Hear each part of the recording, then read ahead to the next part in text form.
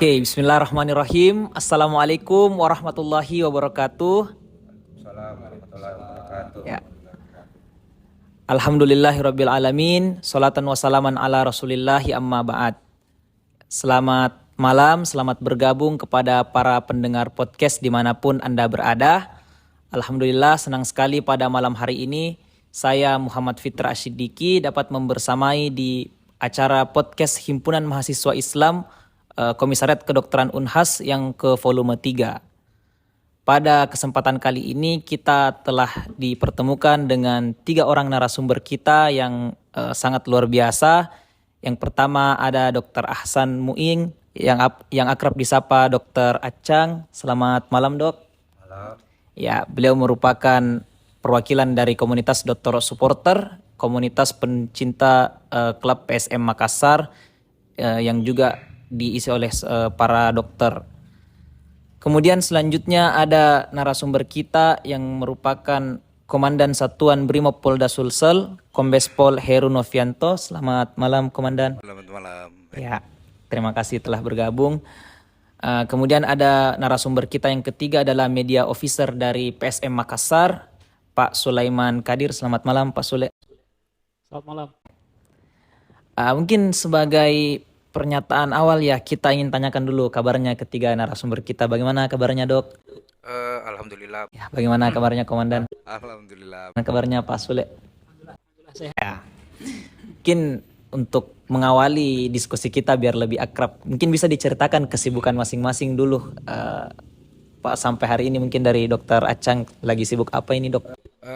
Saya sementara menjalani pendidikan spesialis ilmu bedah di Fakultas Kedokteran Unhas. Ya. Kalau dari Komandan Heru mungkin. Kalau saya hari-hari tetap ya namanya polisi khususnya Brimob menjaga Kamtipmas. Ada beberapa titik demo yang mesti kita kontrol, kita jaga supaya tidak rusuh. Kemudian rutinitas kita kegiatan seperti siaga SAR. Kita sekarang ini ada beberapa titik yang adanya cuaca yang ekstrim. Kemarin di daerah Parepare juga ada tanah longsor, kemudian di Luwu juga. Dan sekarang ini Luwu, Palopo Luwu putus jalan nih. Jembatan. Nah, ini kita ikut melakukan pengamanan terutama untuk akses ya. Pada intinya hari-hari kita selalu siaga.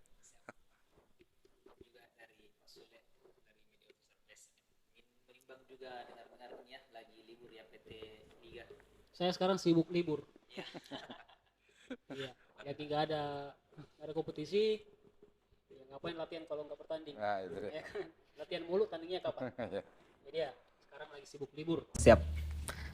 Ya, pada malam hari ini kita bakal banyak berbincang persoalan ya salah satu fenomena yang cukup memilukan yang baru saja terjadi di negeri kita ini, yakni fenomena tragedi Kanjuruhan Malang. Ya, sebagaimana kita ketahui baru saja di tanggal 1 Oktober kemarin pada pertandingan BRI Liga 1 yang mempertemukan antara klub sepak bola Arema Malang melawan Persebaya Surabaya. Ya, terjadi tragedi yang sangat kita sesalkan bersama, di mana jatuhnya korban jiwa dalam pertandingan sepak bola. Nah, mungkin arah diskusi ini kita akan berusaha untuk lebih konstruktif ya, bagaimana kita memandang ini secara multi perspektif, baik itu dari panitia pelaksana pertandingan, kemudian dari pihak pengamanan, dan kemudian dari supporter, dan sekaligus juga karena Dr. Acang juga bisa memberikan perspektif medis terkait hal ini. Sehingga tujuan akhirnya ya bagaimana kita bisa bahu-membahu menjadikan ini sebagai evaluasi agar kedepannya persepak bolaan Indonesia dapat berjalan lebih baik terkhusus dalam penyelenggaraan pertandingannya. Ya, mungkin seperti itu untuk para narasumber. Ya, untuk mengawali diskusi kita mungkin bisa diberikan pandangan dari masing-masing narasumber dulu terkait dengan fenomena ini. Mungkin bisa dimulai dari Pak Sule dari media officer PSM. Bagaimana memandang peristiwa ini? Yang pertama adalah kita menyampaikan bela sungkawa yang sangat mendalam bahwa ternyata sepak bola yang harusnya itu adalah hiburan, ternyata banyak orang bilang malah jadi kuburan, ya kan? Ya kita pertama-tama kita harus berangkat dari eh, kesepahaman bersama bahwa tidak ada yang punya niat jahat di balik tragedi Kanjuruhan Malang. Kita harus sepakat itu dulu bahwa tidak ada yang punya niat jahat dari tragedi Kanjuruhan Malang, baik sebelum itu terjadi maupun setelah itu terjadi. Yang terjadi itu adalah, lagi-lagi kita harus sepakat, yang terjadi itu adalah karena spontanitas, ya. Ada kekecewaan dari supporter, timnya kalah, kemudian berusaha menumpahkan kekecewaannya dengan, kita harus sepakat bahwa itu hal-hal yang di luar batas, itu melanggar nilai-nilai sportivitas. Kemudian ada aksi represif dari bapak-bapak aparat. Ya, mudah-mudahan itu tidak terjadi lagi. Sekarang semua mata sedang tertuju ke tragedi ini, banyak yang memperhatikan, alhamdulillah banyak yang memikirkan, dan banyak yang sekarang sedang mencari solusinya supaya itu tidak terjadi lagi. Ya, mudah-mudahan dengan cepat kita akan menemukan solusinya, kemudian kita terapkan bersama-sama sehingga itu menjadi titik awal dari kemajuan dan kebangkitan sepak bola Indonesia. Ini udah 2 kali sepak bola kita terhenti. Pertama karena pandemi COVID-19, sayangnya kita gagal lambat untuk bangkit dari keterpurukan itu. Negara-negara lain liganya udah jalan, kompetisinya udah jalan, kita telat waktu itu. Kemudian ya alhamdulillah sepak bola bisa kembali bergulir. Waktu itu kita dengan menggunakan sistem bubble to bubble per seri-seri, pelaksanaannya dipusatkan di beberapa kota. Kemudian setelah itu masuki musim baru ini, sudah berjalan 11 pekan, kemudian ada tragedi dan harus berhenti. Memang mau tidak mau harus dihentikan. Dicarikan solusinya, formulasinya bagaimana supaya ini tidak terjadi lagi. Ya, terima kasih. Selanjutnya mungkin saya mau ke Dr. Acang selaku perwakilan dari supporter juga, karena tadi sudah sempat disampaikan bahwa sebenarnya ini adalah terjadi secara spontanitas dan kemudian seluruh pihak turut bertanggung jawab terhadap hal ini. Mungkin dari supporter bisa juga menyampaikan bagaimana pandangannya dalam melihat fenomena yang terjadi ini. Iya, jadi saya berbicara secara supporter secara umum, kita ikut bersedih ya, karena kita disorot satu dunia. Jadi semua dunia itu sedang memandang sepak bola di Indonesia. Jadi sedih bukan karena prestasi, tapi karena adanya tragedi yang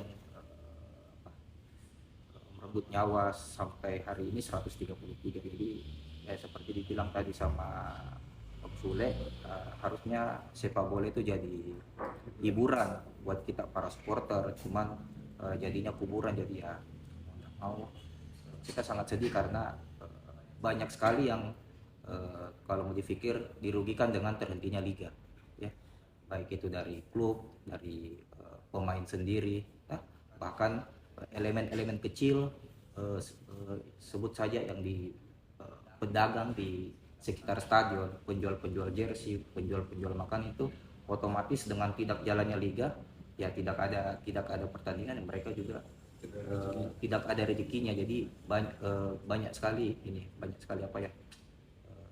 kena semua imbas dari tragedi Kanjuruhan kemarin dengan berhentinya liga. Terima kasih, Dok. Ya, mungkin selanjutnya saya juga minta pandangan dari Komandan Heru selaku pihak dari pengamanan. Terima kasih. Ya. Saya sependapat bahwa kejadian ini menjadi prihatin, kita terus berduka cita, dan kita katakan siapa yang mau pasti nggak mau. Tapi ini menjadi satu pembelajaran yang cukup berarti, tidak hanya di Indonesia, katakan pengalaman untuk sampai ke luar negeri. Bahkan doa yang dikirimkan itu selama 1 minggu kami monitor, tidak hanya di dalam, bahkan di Vatikan, pemimpin pada saat itu melaksanakan sembahyang, tapi yang pertama diucapkan adalah doa untuk Kanjuruhan. Kami kemarin hari ke-7 kami memfasilitasi teman-teman Aremania berkumpul serta supporter-supporter lain yang ada di Makassar, alhamdulillah kita bisa menjalankan dan kita menyadari betul bahwa kejadian ini jangan sampai terulang.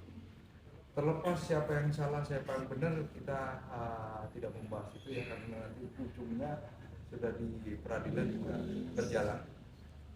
Bahwa polisi juga menetapkan beberapa tersangka, termasuk polisinya juga. Memang ini menjadi pembelajaran yang sangat berharga dan sangat berarti. Gitu. Oke. Nah, selanjutnya karena kita mau berbicara konstruktif, maka tentunya kita harus mulai dengan pembicaraan mengenai hal-hal yang ideal. Nah, dalam hal ini saya ingin mulai dari ke Pak Sule dulu selaku media officer dan sekaligus mungkin sebagai panitia pelaksana ya untuk pertandingan. Bagaimana sih gambaran ideal mengenai cara mengelola suatu pertandingan sepak bola itu?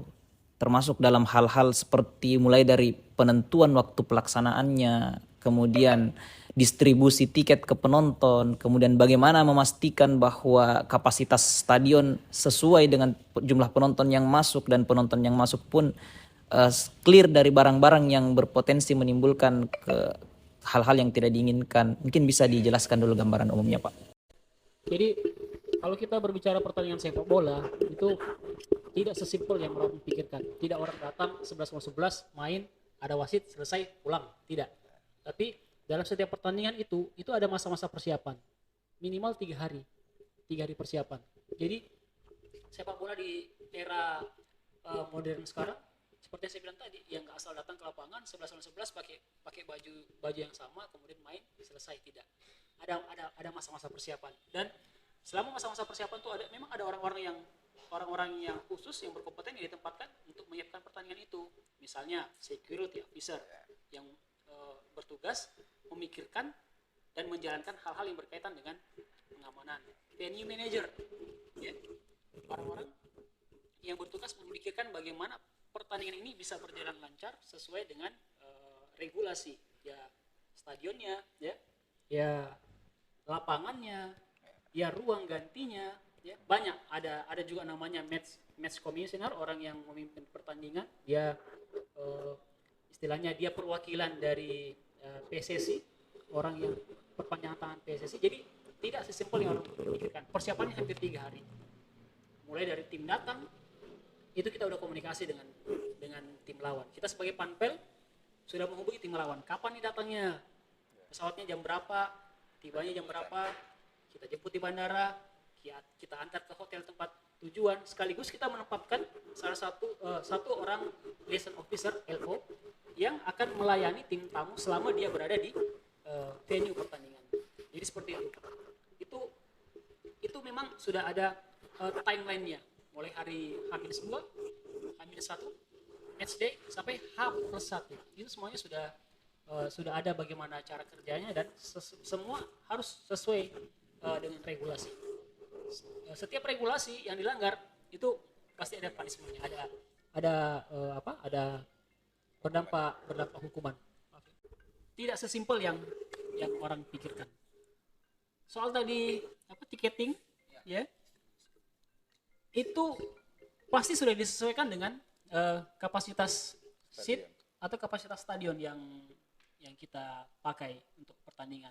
Nah, sekarang ini hampir semua klub itu sudah menggunakan sistem tiketing berbasis online. Jadi tidak on the spot lagi. Jadi lebih mudah terkontrol dan lebih mudah ketahuan berapa yang terjual, ya, dan berapa yang datang. Nah, itu umpama kapasitas stadion adalah 20.000, nah kita nggak pernah jual sampai 20.000.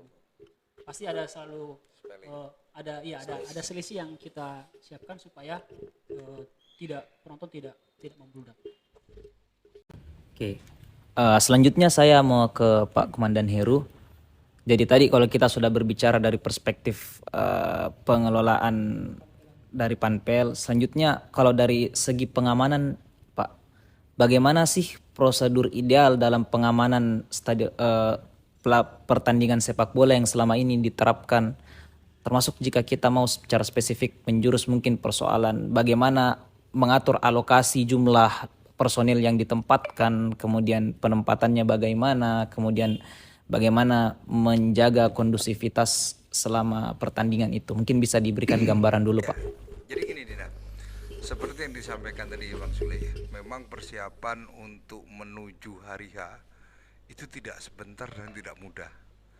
Khususnya Panpel itu akan menghubungi kepolisian. Yang pertama sekali, boleh nggak kita main, layak atau tidak, dengan situasi dan kondisi seperti kayak gitu. Itu pasti meminta rekomendasi sama kita. Contohnya misalnya pengalaman saya di Jakarta, Persija lawan Persib, dia minta izin untuk main, boleh dengan catatan Persib tidak ada penonton. Nah itu ada komunikasi dan kita merencanakan. Begitu juga dengan jumlah atau keamanan yang akan dilibatkan, itu kita hitung. Dari kita melihat stadion kapasitas sekian, tiket terjual akan dijual sekian. Artinya kita ada komparasinya. Memang ada regulasi dari FIFA itu diterapkan di PSSI. Pada saat pertandingan internasional tidak ada polisi yang ada di dalam ring. Itu sudah berlaku udah lama. Zaman saya Kapolres Jakarta Pusat di GBK seperti gitu juga. Tidak ada polisi yang ada di dalam ring.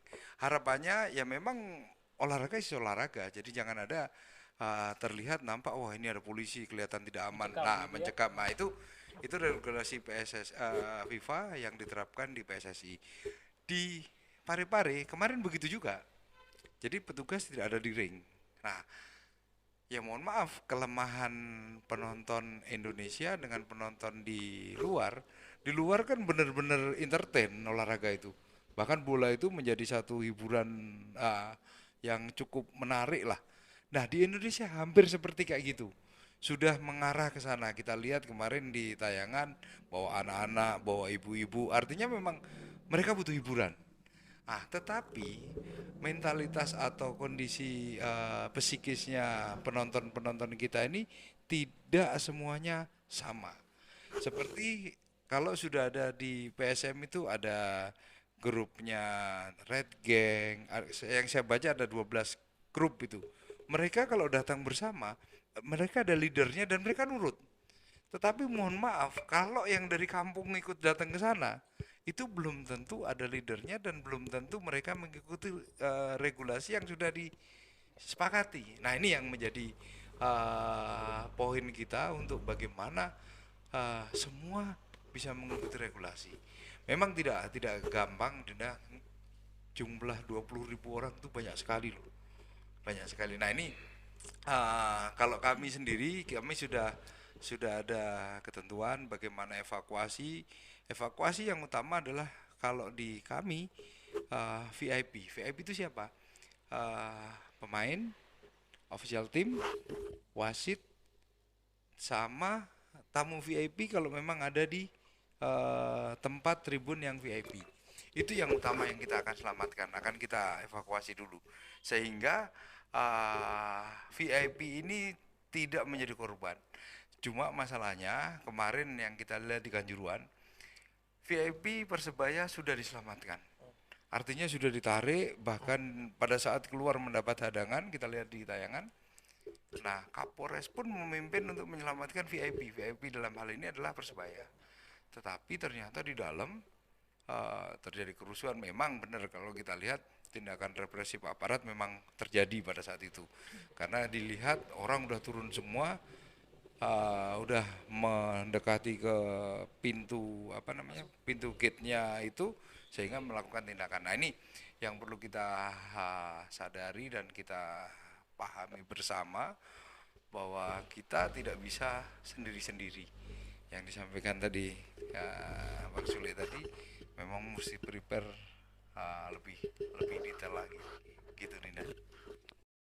Terima kasih Komandan.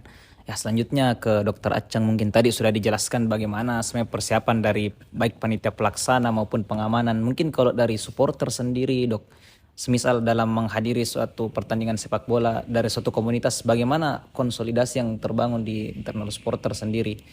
Seperti tadi sempat disinggungnya oleh Komandan bahwa setiap supporter itu punya komandannya atau jenderal lapangannya dan kemudian dituruti oleh anggota-anggotanya. Kalau dari dokter sendiri, dari supporter, konsolidasi yang terbangun untuk masuk ke stadion itu seperti apa, Dok? Mungkin bisa dijelaskan dulu. Ya, seperti tadi yang dijelaskan sama Om Sule, kita nonton bola itu hiburan, tidak ada kita niat ke stadion untuk membuat kerusuhan atau bagaimana, tidak ada. Jadi memang apa, ada 11 Pak ya, kalau setahu saya ada 11 komunitas yang di bawah naungan PSM itu memang punya leader masing-masing. Jadi kalau mereka tergabung dalam komunitas itu, leadernya bilang apa ya harus mengikut leader. Itu tadi yang permasalahan yang dibilang komandan, kalau tiba-tiba ada penonton yang non dari komunitas yang ikut bergabung di area supporter itu sendiri, itu yang mungkin bisa menjadi biang atau menjadi penyebab dari kerusuhan sendiri. Kalau saya sebenarnya begitu. Jadi memang konsolidasi ya, kita datang nonton, selesai datang pulang. Itu kalau di PSM ya, kalau saya rasa juga di seluruh Indonesia. Jadi kita datang niat kita untuk nonton, kita dihibur, kalau menang kita terima, kita pulang. Ya, oke. Tadi kita sudah membahas mengenai kondisi-kondisi ideal, mengenai bagaimana seharusnya penyelenggaraan pertandingan sepak bola. Selanjutnya kita masuk ke topik yang lebih seksi nih, Komandan, Dokter, dan Pak Sule. Ya, sebenarnya yang terjadi di Kanjuruhan kemarin kan adalah sesuatu yang di luar kendali kita dan termasuk juga di luar jangkauan dari para narasumber yang hadir ini. Namun lagi-lagi yang kami ingin tanyakan sebenarnya bagaimana kesiapan dari masing-masing pihak, baik itu pengamanan maupun panitia pelaksana, dalam mengantisipasi jika semisal terjadi hal-hal yang berada di luar keinginan kita. Mungkin saya bisa mulai dari Komandan Heru dulu. Bagaimana sih dari pihak pengamanan protokoler yang diterapkan dalam mengendalikan massa ketika terjadi hal-hal seperti yang kemarin ini? Kita belajar dari Kanjuruhan ya. Memang Kanjuruhan itu sangat fatal lah karena kejadian itu.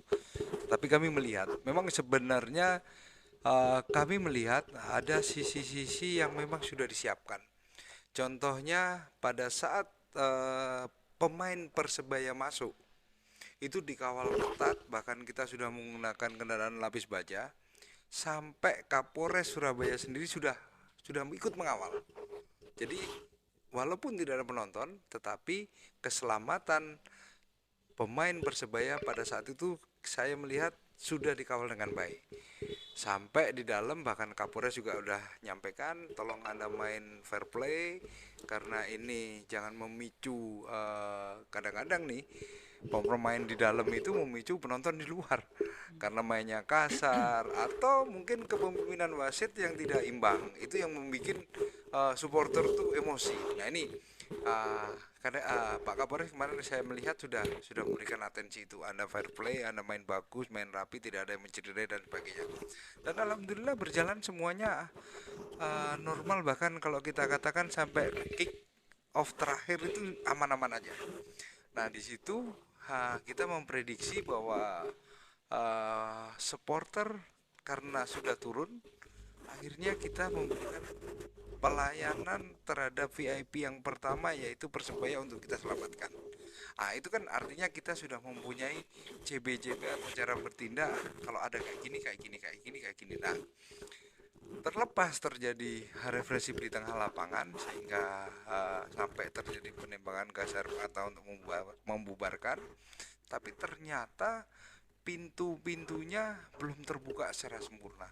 Saya selalu mengingatkan PSM pada saat main di Parepare, saya selalu mengingatkan 15 menit atau 10 menit terakhir saya pasti akan muncul di HT, pintu tolong dibuka. Itu selalu mengingatkan karena saya punya pengalaman waktu kami di Jakarta Pusat di GBK itu, kalau kita nggak buka dari awal, kita khawatir pada saat keluar desa-desaan. Begitu juga mungkin Dinda juga ngelihat, begitu selesai nggak sampai 10 menit, paling 5 menit, lampu di atas saya matikan, saya matikan. Jadi menandakan udah selesai, ayo kita pulang. Nah artinya kita sudah mengantisipasi hal-hal seperti kayak gitu. Nah apabila yang kemarin kejadian di Kanjuruhan memang di luar dugaan kita, sehingga tim medis pun keteteran karena saking banyaknya korban yang harus dievakuasi, sehingga kalau kita katakan siap tidak siap, ya kalau sejumlah itu memang tidak siap. Nah, ini menjadi pembelajaran kita bersama nanti. Saya yakin nanti regulasi yang akan dilakukan setelah adanya evaluasi dari FIFA, kemudian PSSI juga mengevaluasi, mungkin akan lebih safe lagi untuk menjalankan ke depannya. Gitu. Baik, Komandan. Jadi tadi dari jawaban yang disampaikan Komandan sebenarnya ada 2 poin yang menjadi highlight dari hal-hal yang terjadi kemarin. Yang pertama menyoal soal penggunaan gas air mata yang juga ramai menjadi bahan perbincangan di media sosial. Kemudian yang kedua soal pintu stadion yang disinyalir terlambat terbuka ya. Nah, mungkin untuk pintu stadion mungkin nanti akan saya serahkan ke panitia pelaksana mengenai regulasi bagaimana pengamanan apabila terjadi prosedur evakuasi apabila terjadi hal-hal yang tidak diinginkan. Tapi saya ingin sedikit mengulik lebih dalam persoalan penggunaan gas air mata ini, Komandan. Jadi kan sebenarnya juga sudah disampaikan dari berbagai media bahwa ada regulasi atau rekomendasi dari FIFA yang mengatur bahwa tidak direkomendasikan menggunakan gas air mata dalam pengendalian massa di pertandingan sepak bola. Nah, sebelum masuk ke situ, saya ingin pertama-tama menanyakan untuk penggunaan gas air mata sendiri di kepolisian, apakah ada protap yang diatur mengenai kapan saja dan bagaimana mekanisme penggunaannya terkait gas air mata ini? Mungkin bisa dijabarkan dulu. Jadi gas air mata itu di Protap 01 dan 02 memang diatur ada pasal-pasalnya. Penggunaan gas air mata apabila sudah mendekati kerusuhan. Kehadiran polisi di tempat keramaian, jadi ada 6 level. Nah, level pertama kehadiran polisi, level kedua pembatasan oleh anggota Polri, dalam itu bisa ada demo ada apa, kemudian menggunakan alat tanpa senjata, artinya tangan kosong, dan alat tongkat itu tongkat, sampai level yang berikutnya menggunakan tameng, level kelimanya menggunakan gas air mata. Level 6 sudah terjadi kerusuhan yang masif mengakibatkan orang meninggal atau korban. Nah, itu sudah menggunakan senjata api. Nah, itu di pengamanan PHH tidak sampai ke sana. Begitu juga dengan yang ada di pengamanan bola. Di bola itu regulasi FIFA itu kami selama kami dinas ini belum ada tercantum di PSSI sampai dijabarkan dalam MOU atau dalam pertemuan kita ini, pertemuan dalam setiap mau bertanding itu tidak pernah ada kata-kata tidak boleh menggunakan gas air mata. Nah, oleh karena itu regulasi yang akan disusun ini pasti saya yakin lebih detail lagi. Nah, Pak Kapolri juga sudah menyampaikan untuk sekarang ini apabila ada main bola tidak boleh ada gas air mata. Memang sebelumnya gas air mata digunakan tuh pernah. Kami pun waktu di GBK pernah, tetapi alhamdulillahnya ya karena memang ya pada saat itu memang pintu keluarnya memang aksesnya, dan memang untuk membubarkan massa pada saat yang sudah anarkis kayak gitu atau udah ramai gitu paling efektif menggunakan gas air mata. Memang kemarin ya kita menyadari lah dari gas air mata itu orang jadi panik, orang jadi buru-buru, orang jadi semuanya pengen keluar bareng. Nah, disitulah terjadi penumpukan. Regulasi yang kita punya, aturan yang kita punya ada di Perkap 01 dan 02 dan itu digunakan selama penanganan massa yang rusuh menggunakan itu. Oke. Berarti yang saya tangkap memang belum ada bentuk ratifikasi ya yang disepakati antara PSSI selaku regulator sepak bola di Indonesia yang kemudian disepakati bersama dengan pihak Polri selaku pengaman dari pertandingan sepak bola ini. Ya, betul. Sehingga mungkin itu menjadi PR bersama untuk kemudian menghadirkan regulasi yang lebih terperinci dan kemudian disesuaikan dengan rekomendasi dari ya FIFA dan tentunya disesuaikan juga dengan kondisi masyarakat kita. Ya. Mungkin secara lebih spesifik lagi sedikit, Komandan, yang ingin saya tanyakan, apakah penggunaan dari gas air mata ini apakah memang hanya waktu-waktu penggunaannya yang diatur atau sampai pada tataran bagaimana dia digunakan, bagaimana ditembakkannya? Karena beberapa hal juga yang kemarin menjadi sorotan yang sempat terekam adalah bagaimana gas air mata itu kan sampai ke tribun, sebenarnya ditembakkan langsung ke kerumunan massa, dan itu yang kemudian memicu terjadinya kepanikan dan berujung kepada orang berdesak-desakan sampai ke ini. Apakah memang dari kepolisian sendiri ada regulasi yang sampai terperinci mengatur penggunaannya itu, atau memang hanya waktu-waktu penggunaannya saja yang diatur? Sebenarnya kalau kita dilihat di Perkap memang ada aturan-aturan penggunaannya. Membubarkan itu kepada masa yang memang harus bubar. Pada saat itu kita lihat memang ada yang masuk ke tribun. Nah, disitulah ada investigasi dari kepolisian. Makanya dari kepolisian menyatakan ada tersangkanya yaitu Dandi yang memerintahkan tembak, kemudian Kasat Sabara itu juga yang memerintahkan tembak. Di situ dijadikan tersangka oleh Polri karena saya belum tahu nih investigasi yang akan pemeriksaan atau dalam penyidikan nanti hasilnya kayak apa, kita tunggu aja. Ya, oke. Berarti mungkin ya berdasarkan hasil penyelidikan awal ya mungkin terindikasi mungkin ada beberapa tindakan-tindakan yang tidak sesuai dengan prosedur. Ya, mungkin selanjutnya saya ingin beralih ke Pak Sule selaku perwakilan dari panitia penyelenggara, Pak. Tadi sudah berbicara mengenai prosedur pengamanan ketika terjadi hal-hal di luar kendali. Yang saya mau tanyakan dari panitia pelaksana sendiri, bagaimana sebenarnya kesiapan dari alur mekanisme evakuasi yang disiapkan jika semisal terjadi hal-hal seperti yang kemarin di Kanjuruhan? Karena kan kita lihat setelah masa panik, kemudian berdesak-desakan masuk ke jalur evakuasi, dan ya beberapa pintu disinyalir tidak terbuka ketika seharusnya terbuka sehingga menyebabkan orang saling menginjak dan sebagainya. Idealnya seperti apa sih kalau mungkin di manajemen PSM sendiri dalam mengantisipasi hal-hal seperti itu? Ya, jadi kalau kita lihat tragedi Kanjuruhan, momen yang fatalnya adalah ketika pintu tidak terbuka, alias terkunci, ya. Nah, sebenarnya aturan kapan pintu dibuka, kapan pintu ditutup, itu pun sudah diatur sehari sebelum pertandingan pada sesi match commissioner meeting. Jadi kita singkat MCM. Jadi waktu pas kita MCM itu semua orang yang berkaitan dengan pertandingan besoknya itu harus hadir. Itu meeting itu tidak akan digelar kalau satu pun orang yang harus hadir tidak datang di MCM, ya. Ada match commissioner, ada general koordinator, ya. Ada ketua panpel, ada medical officer, security officer, media officer, kemudian tim yang bertanding, perwakilan wasit, perwakilan dari PT Liga, sampai perwakilan dari pihak broadcaster sebagai pemegang hak siar.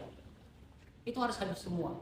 Jadi apa yang akan kita lakukan besok itu harus disepakati di hari itu, termasuk soal bagaimana kita floatingnya, kapan pintu dibuka, kapan pintu ditutup. Nah, kita berbicara pengalaman saja di PSM Makassar. Jadi di PSM Makassar itu betul tadi nih katakan Bang Heru, biasanya 15 menit sebelum pertandingan, menit 75 itu pintu sudah dibuka.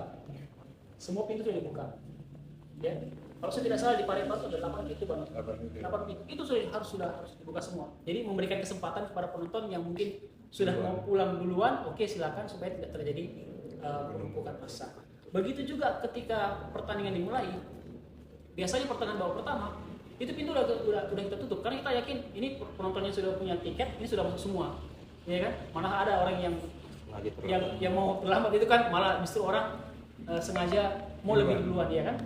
Begitu juga kapan mulai dibuka itu diatur juga. Nggak, misalnya pertandingan jam 5, nggak mungkin kita mau buka jam 1 siang, jam 2, enggak, ya. Biasanya nanti 1,5 jam sebelum pertandingan itu pintu sudah kita buka.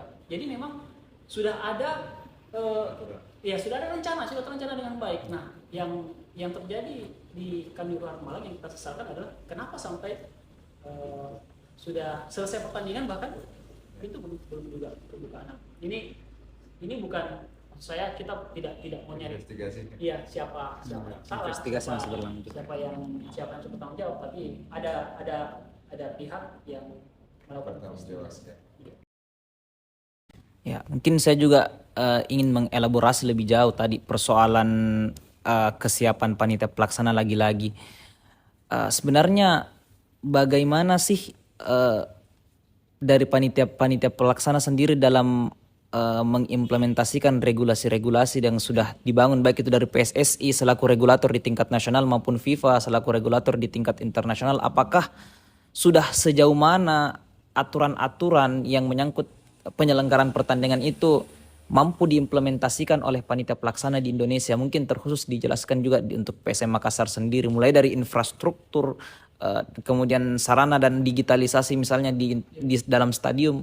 Sudah sejauh mana itu bisa kita implementasikan dalam persepak bolaan kita di Indonesia, Pak? Mungkin bisa dijelaskan. Ya, tentu sampai sekarang mungkin kita belum ada yang sempurna bisa melakukan itu. Tapi ketika mungkin presentasinya sudah mendekati pertandingan ini bisa digelar, izin keamanan sudah ada, ya kan, infrastruktur stadion mendukung, ya kan, tiketing aman, tiketnya sudah kejual, dilapor sekian, ya kan, kemudian pihak broadcaster aman, jaringannya aman, ya sudah bisa kita laksanakan. Nah, yang terjadi barusan ini di Kanjuruhan itu kan sekali lagi saya mau bilang bahwa itu kan spontanitas. Ya, spontanitas. Sebenarnya yang paling penting adalah bagaimana supaya hal-hal ini tidak terjadi lagi, yaitu yang paling penting adalah bagaimana kita publik sepak bola bisa menerima apapun hasil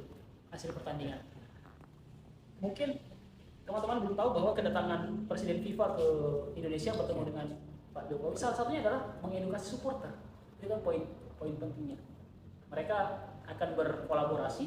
Salah satunya adalah untuk mencapai transformasi sepak bola Indonesia. Salah satu yang paling penting adalah bagaimana kita mengedukasi supporter. Baik, terima kasih untuk Pak Sule.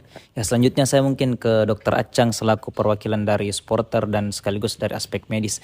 Sebenarnya saya ingin meminta mungkin sedikit penjelasan, Dok, terkait dengan aspek medisnya. Yang pertama mungkin bisa digambarkan secara umum kalau di dunia kedokteran itu bagaimana sih sebenarnya gas air mata ini bisa berdampak terhadap kesehatan. Termasuk juga kita lihat viral di media sosial bagaimana beberapa korban yang matanya itu merah dan sampai saat ini masih dalam tahap penyembuhan. Ada dua aspek. Yang pertama tadi gas air mata, dampak secara langsung terhadap kesehatan, dan yang lebih penting lagi bagaimana dia berdampak terhadap kerumunan massa yang kemudian berdesak-desakan menuju pintu keluar, dan kemudian pada saat berdesak-desakan itu menurut keterangan dari tim gabungan pencari fakta juga bahwa pada saat berdesak-desakan itulah terjatuh berbagai banyaknya korban jiwa. Mungkin bisa diberikan gambaran dari aspek medisnya, Dok. Jadi secara garis besar saya ya, jadi gas air mata itu bersifat iritatif untuk saluran pernapasan dan juga untuk mata ya. Jadi itu gas-gas kimia dari gas air mata itu masuk dengan jumlah tembakan gas air mata yang terbilang banyak mungkin di Kanjuruhan itu terhirup oleh penonton, itu mengakibatkan dia iritatif di pernapasan, itu sulit untuk bernafas, ditambah lagi kena mata akhirnya pedis, sulit untuk melihat. Terus mereka masuk ke gate yang terkunci itu kan kalau dibilang itu ruangannya agak sedikit tertutup, sempit, tertutup. Jadi dengan situasi mereka sulit untuk bernafas, sulit untuk melihat, terus kepanikan karena pintu tidak terbuka, akhirnya mereka mengalami mungkin hipoksia ya. Jadi oksigenasi yang mereka itu kurang, jadi ya sudah sulit untuk bernafas, mata perih, terus ada dorongan dari supporter yang ingin keluar dari atas tanpa dia melihat di bawah juga penuh, mau lari kemana. Nah, akhirnya ya seperti kita lihat di video, tumbang, jatuh, bahkan ada yang banyak terjatuh dari tangga karena ya mungkin sudah tidak berdaya ya. Jadi efek sampingnya pada kesehatan ya lebih ke memang bersifat iritatif untuk saluran pernapasan dan juga mata. Pun kalau yang viral itu yang sampai beberapa hari matanya itu mungkin efek jangka panjang dari efek iritatif jangka panjang dari gas air mata tersebut mungkin ya.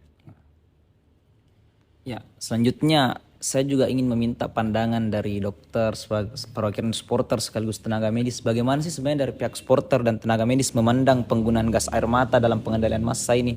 Apakah sebenarnya ada ruang untuk penggunaan itu atau mungkin dari pihak supporter mengharapkan ada metode-metode lain yang bisa digunakan untuk mengendalikan massa secara lebih humanis mungkin? Ya, tadi sudah dijelaskan sama komandan mengenai gas air mata kapan digunakan, kapan tidak. Komandan tadi bilang kalau memang sudah mengarah ke mau terjadi crowded atau kerusuhan yang hebat ya ditembakkan ya. Jadi kalau untuk ininya mungkin secara humanis mungkin kita kembali ke pribadi dari supporter masing-masing. Kalau saya pribadi, jadi kalau supporter kita mungkin jauh lebih dewasa, tidak turun ke lapangan pada saat apapun itu menerima segala hasil pertandingan kan? Karena dari beredar berita bahwa supporter Arema turun ke lapangan bukan untuk mau mencederai, tapi mau memberi semangat kepada pemain dari Arema sendiri. Kita tidak tahu apakah itu betul atau tidak. Betul dia memang mau beri semangat atau memang mau mencederai pemain atau bagaimana mau menumpahkan rasa kekecewaan, kita tidak tahu. Intinya kalau saya mungkin tidak bakalan terjadi penembakan gas air mata kalau supporter kita jauh mungkin lebih dewasa, tidak turun, atau dengan kata lain seperti Om Sule juga bilang ya, kita datang terima hasil kekalahan, kalau menang kita menang. Itu sih sebenarnya. Ya. Saya tahu, Ya, silakan komandan. sudah kita pastikan bahwa pada saat ke depan nanti khususnya untuk pengamanan di sepak bola sudah kita pastikan, Pak Kapolri sudah sampaikan tidak boleh menggunakan gas air mata. Itu tegas ya. Kita pastikan. Ya, siap. Oke, suatu kabar baik mungkinnya bagi supporter dan persepak bolaan Indonesia secara umum. Dalam kondisi Di dalam situ. begitu mereka keluar berantem ya kita bukan dipakai gas Ya. air mata. Karena kalau di dalam kembali lagi, kalau apalagi kayak tribun full itu asapnya bisa keluar. Contoh yang pernah terjadi waktu itu ARF, jadi Persija nyalakan flashlight, itu asapnya itu turun ke lembut, nggak naik sampai di off 10 menit tuh kalau nggak salah. Dan itu mendapat teguran berat dari Itu sanksi. FIFA, sanksi kita.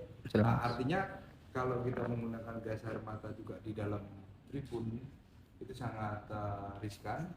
Dan itu sudah dipastikan kita tidak akan menggunakan gas air mata di tribun. Ya. Tetapi kalau urusannya di luar, dia melakukan penjarahan, dia melakukan pengurusan apa ya, tetap kita protokol 01 kita gunakan.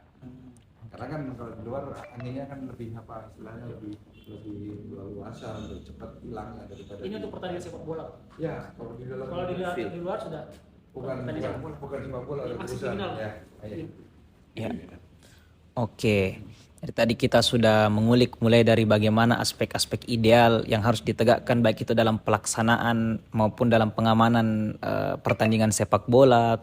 Telah kita bahas juga terkait dengan bagaimana mengantisipasi atau tindakan apa yang harus diambil ketika terjadi kericuhan dan semacamnya. Nah, terakhir mungkin saya ingin masuk kepada aspek rekonstruktifnya atau perbaikan. Mungkin bisa disampaikan dari masing-masing pihak apa kiranya yang bisa kita perbaiki, baik itu dari panitia pelaksana, dari pihak pengamanan maupun dari pihak supporter, agar kedepannya hal-hal seperti ini bisa dikurangi dan kalau perlu ditiadakan lagi. Mungkin bisa dimulai dari Pak Sule selaku panitia pelaksana. Kalau berbicara masalah perubahan, maka Pak Jokowi sudah membahasakan transformasi sepak bola. Kalau sepak bola kita tidak berubah setelah tragedi ini, keterlaluan sekali. Bayangkan 133 nyawa sementara yang meninggal dunia. Kemudian setelah itu sepak bola kita kok masih ada hal-hal seperti yang terjadi. Saya pikir ini betul-betul keterlaluan sekali. Mending kalau dari sepak bola, kalau masih ada nyawa lagi yang harus jatuh gara-gara sepak bola. Tidak ada satu nyawa pun yang sebanding dengan pertandingan sepak bola. Sepak bola harus menjadi hiburan. Sepak bola harus menjadi pemersatu kita, ya kan? Bahkan sepak bola sekarang meningkatkan taraf ekonomi. Kita baru-baru saja baru-baru saja diterpa oleh pandemi COVID-19, di mana-mana ekonomi ambruk. Kemudian ekonomi bisa bangkit gara-gara sepak bola. Tadi disampaikan oleh teman dari Dr. Supporter, warga sekitar Stadion Parepare itu tidak jualan lagi, ya, hilang pendapat, ya kan. Bahkan saya sempat ngobrol dengan teman-teman wartawan, ini informasi buat teman-teman, buat Bang Heru juga. Katanya di match day, di hari pertandingan PSM Makassar di Parepare itu perputaran uang, nilainya ada yang bisa menebak, ada yang bisa kira-kira nilainya berapa? 11 miliar. Bayangkan, 11 miliar itu dengan angka 11 miliar untuk wilayah sekecil Parepare dengan jumlah penduduk yang hanya berapa ratus ribu. Itu angka yang sangat tinggi sekali. Bayangkan ya, kalau PSM Makassar bertanding 2 hari sebelum pertandingan, hotel udah full di mana-mana. Ya kan? Betul. Warkop di mana-mana penuh. Selesai pertandingan, kalau kita mau perhatikan, keluar dari stadion, mau udah ninggalin Parepare, itu warung makan full semua, Bang. Warung makan penuh semua.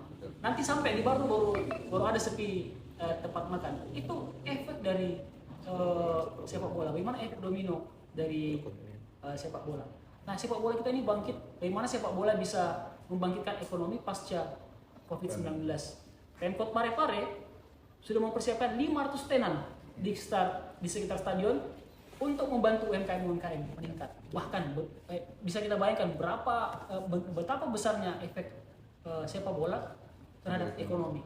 Nah, sekarang harus berhenti lagi. Harus berhenti lagi, ya, otomatis seperti dibilang oleh teman dari dokter, berhenti lagi pendapatan dari orang-orang di sekitar stadion. Nah, sekali lagi kita berbicara soal transformasi sepak bola. Kalau sampai sepak bola kita tidak maju atau tidak bangkit setelah pasca tragedi Kanjuruhan, saya pikir sangat keterlaluan. Bahkan PSM Makassar berharap bahwa peristiwa ini meskipun harus memakan banyak korban yang kita sayangkan, harus bisa menjadi momentum kebangkitan sepak bola. Baik, sedikit lebih mengerucut, kalau dari panitia pelaksana sendiri, terkhusus di PSM Makassar, mungkin memandang aspek-aspek apa saja dalam pelaksanaan ini yang oleh panitia pelaksana rasa perlu direfleksikan kembali dan diperbaiki agar kedepannya tidak terjadi hal-hal yang tidak diinginkan seperti sekarang ini. Tragedi di Kanjuruhan itu pasti menjadi pelajaran besar, pasti menjadi pelajaran berharga buat kita. Ada pengalaman yang seperti itu, jangan sampai terjadi di PSM Makassar. Makanya selalu ada tagline, jagai PSM tak. Ya. 2 kata ini bukan sembarang kata. Jagai PSM tak. Mari kita semua menjaga PSM, ya.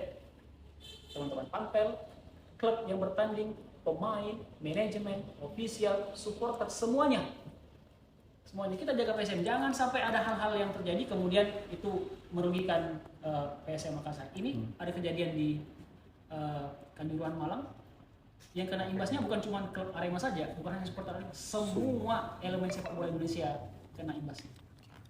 Ya, selanjutnya saya mungkin ke Komandan Heru. Yang jelas Silakan. dengan kejadian kemarin kita akan berbenah, ya, dari mulai kami sebagai pengamanan, kemudian penyelenggara, kemudian supporter. Yang jelas kami akan mengoreksi, akan melakukan evaluasi khusus untuk Stadion Parepare. Bagaimana pada saat nanti penyelenggara nanti supaya benar-benar aman dan nyaman untuk diselenggarakan dan ditonton oleh warga kita.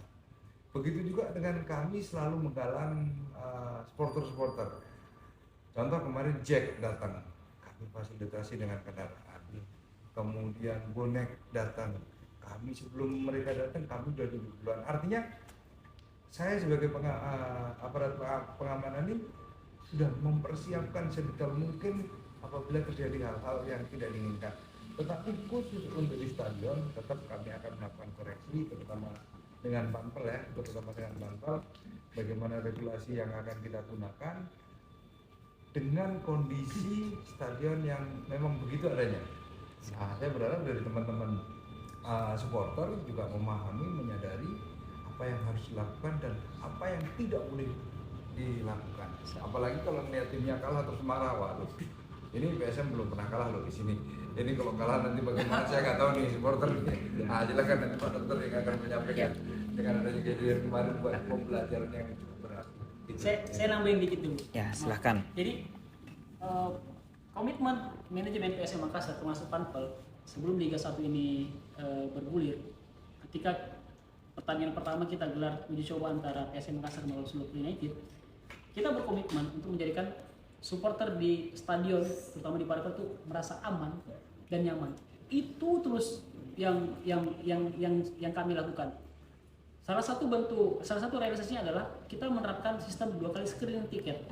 Jadi di Parepare itu screening tiketnya 2 kali, satu di jauh sana. Yang kedua adalah ketika mau masuk di stadion. Kemudian kita juga mengedukasi supporter teman-teman yang mau datang menonton, no tiket, udah usah masuk. Tidak ada tiket, tidak usah datang ke Parepare. Ya, mungkin terakhir dari Dr. Acang selaku perwakilan dari supporter PSM maupun supporter di sepak bola di seluruh Indonesia, mungkin bisa disampaikan harapan-harapannya, baik itu mulai dari bagaimana penyelenggaraan oleh panitia pelaksana, pengamanan oleh pihak kepolisian, maupun bagi supporter sendiri bagaimana kita sebaiknya merefleksikan kembali diri kita untuk persepak bolaan Indonesia ke depannya. Ya, semoga ini jadi pelajaran besar untuk seluruh elemen supporter di Indonesia, bukan cuma di Makassar, bahwa kejadian ini mungkin yang pertama dan yang terakhir, ya. Bahkan mungkin yang terakhir di dunia.